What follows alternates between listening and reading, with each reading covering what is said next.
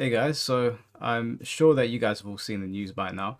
The Thinny reported on Twitter that Mortal Kombat might be getting sold off, along with the Arkham games, Suicide Squad, and pretty much everything that Warner Brothers owns in terms of its gaming division. And that's because Warner Brothers, for the last couple of years, and I really can't understand why they do this, they stick their own foots in their own asses.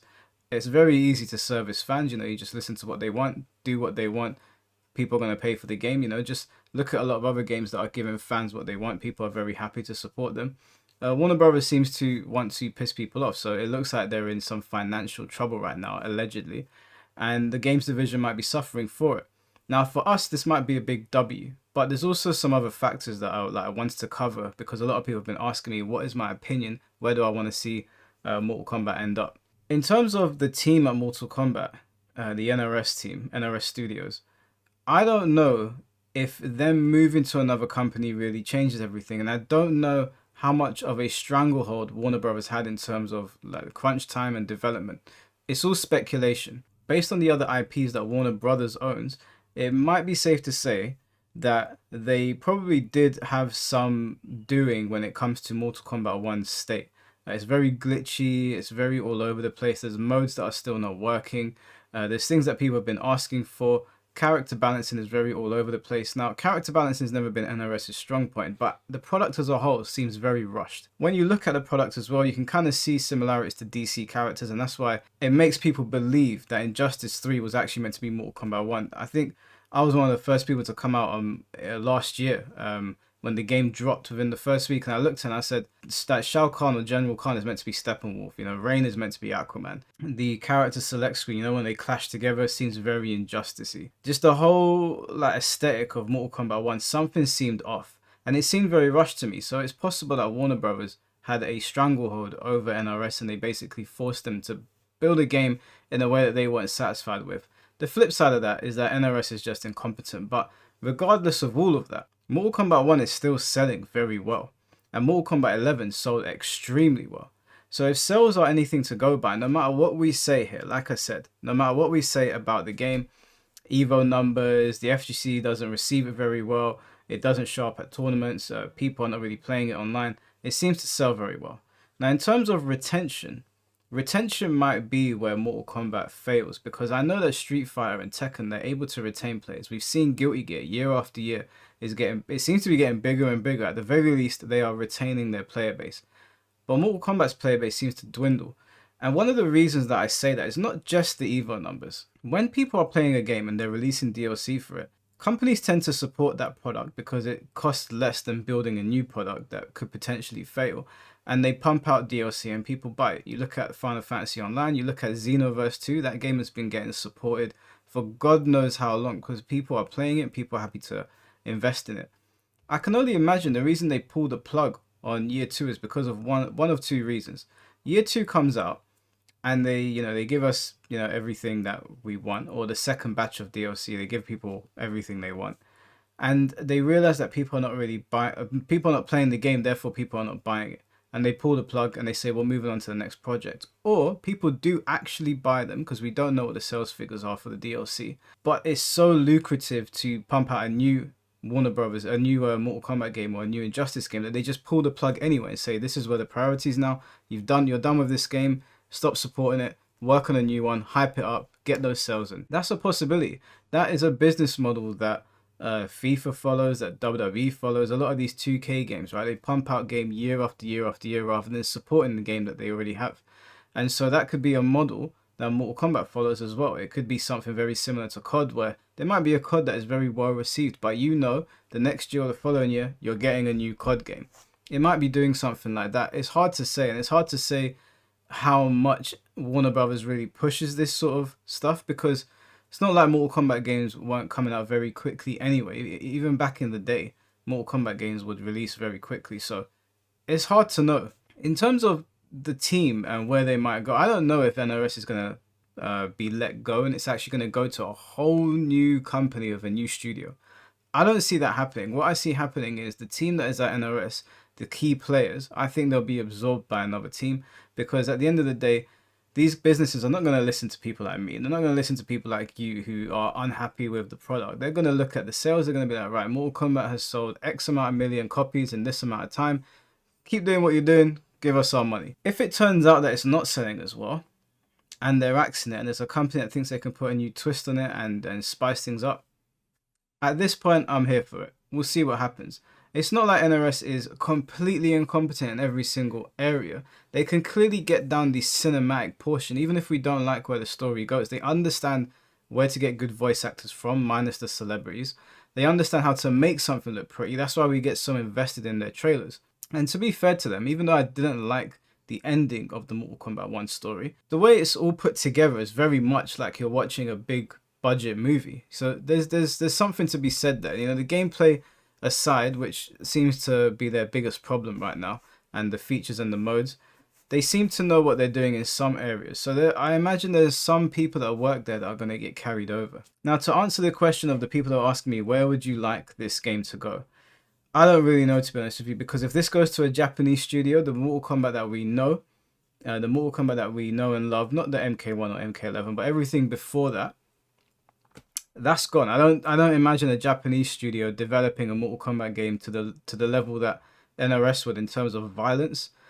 You might say, does Mortal Kombat need to be that violent? Can they sacrifice the violence to go to a good studio that will produce really rich gameplay, and the game will be played for years and years? And I don't know if that will happen. I think that the wider audience, if they see a Mortal Kombat game that doesn't have over-the-top gore, they might be like, what is that? Because the thing is, Mortal Kombat has established itself as the gore fest, basically. It's the one where you're like, okay, how far are they going to push the fatalities this time? It's one of its gimmicks, and it's one of the gimmicks that helps it sell. It's certainly something that still draws me in. I'm still very interested to see how they kill characters in Mortal Kombat.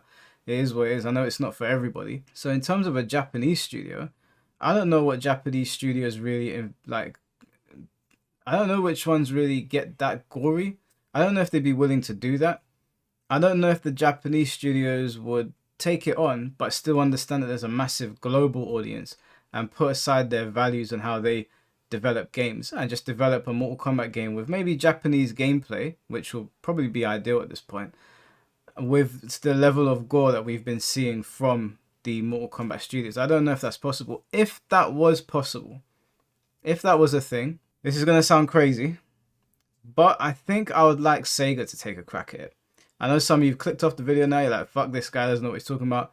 Sega's one of my favorite companies. Like, they're one of my favorite, their games are some of my favorite games of all time. Sonic, Yakuza, they Persona, they take a lot of risk with their games and the narrative and the way they put them across. And I think that, yeah, they might create a dud with it, who knows. But because of how willing they are to try things and how good their games are and how they're able to mesh the serious with the comedy, I'd say, do you know what? We've had so much slop recently from NRS.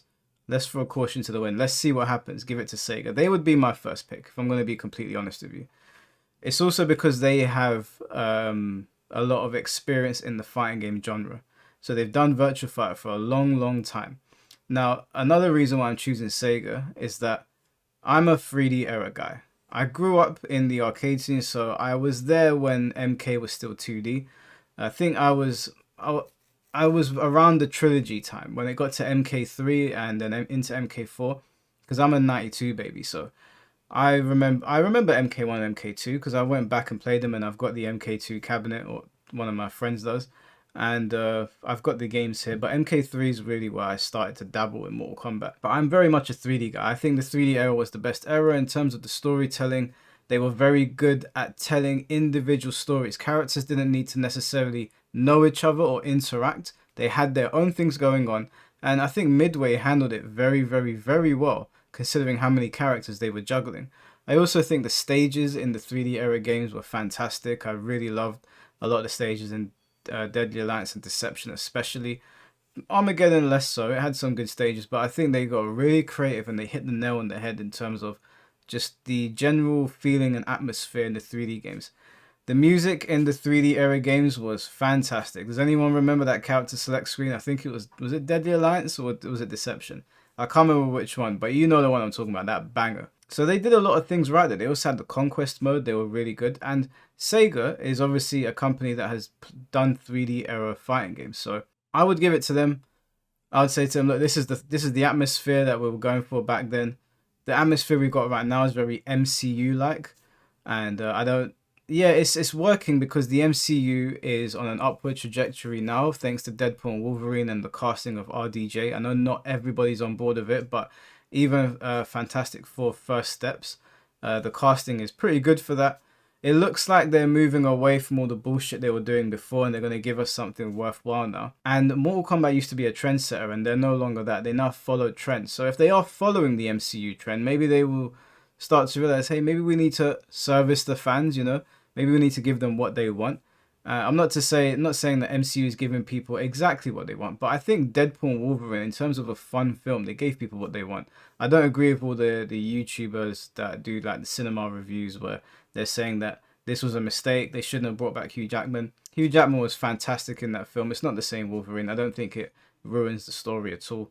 And to be honest with you, they've butchered so much of the MCU that it would be really hard for Hugh Jackman to come back and do a performance like that and butcher it anyway. Anyway, I'm digressing.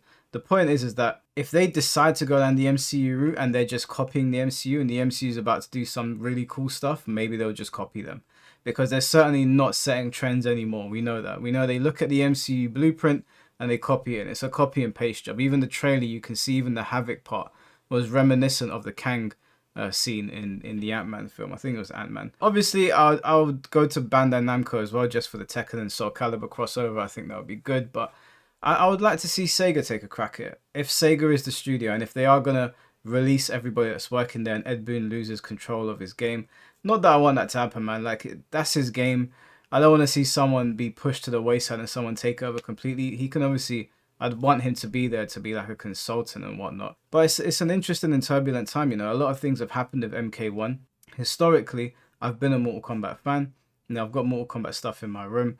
Like I said, I'm a 3D era guy. I love the 3D era games. I think they were doing something pretty special there. I think they stopped a bit too soon, you know, 3 games and they dipped.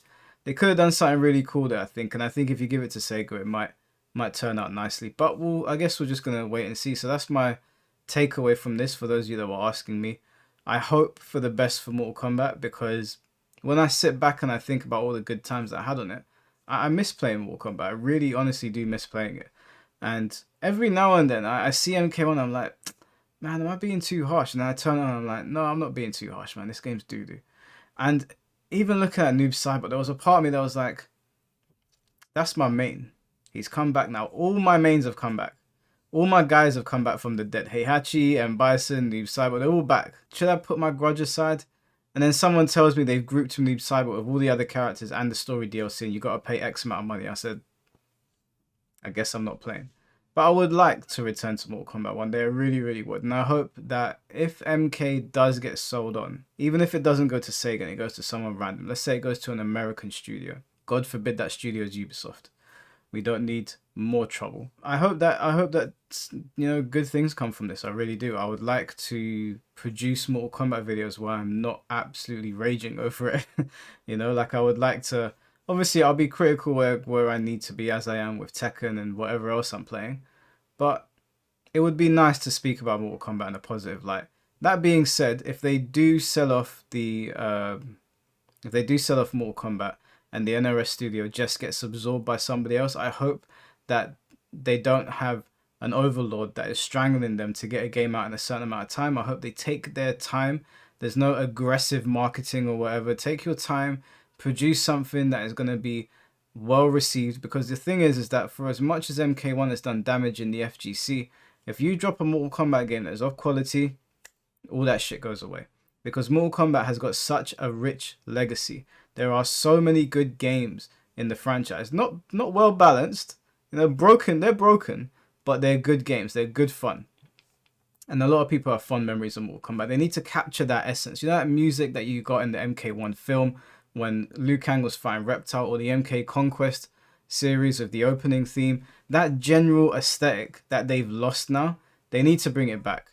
I feel like Sega can be that company, but you guys let me know what you think in the comment section below. I'd like to know which company you would choose. Would it even be a fighting game company, or would you just, you know, give it to From Software? Let's turn this into a full-on adventure game with boss characters as hard as the ones that they've got in Elden Ring.